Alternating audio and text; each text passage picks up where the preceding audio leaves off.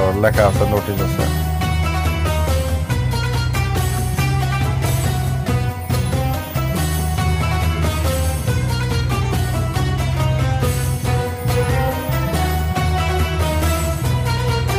জায়গাটি আসলে এই জায়গাটায় আসলেই মনটা ভালো হয়ে যায়। এখানে দেখুন ছোট্ট একটা, এটা কি কবর নাকি আসলে আমি বুঝতে পারলাম না। সামনে যে ঠিক এই যে এখানে দেখেন একটা ফলক আছে, না কবর না।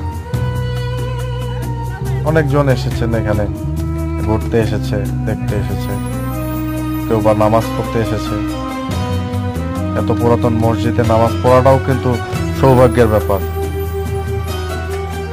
চিন্তার কোনো কারণ নেই। আপনারা অবশ্যই দিনাজপুর জেলায় আসলে 10 মাইল, এখানে দিনাজপুরে 10 মাইল আসলে এই পাশ দিয়ে আসলেই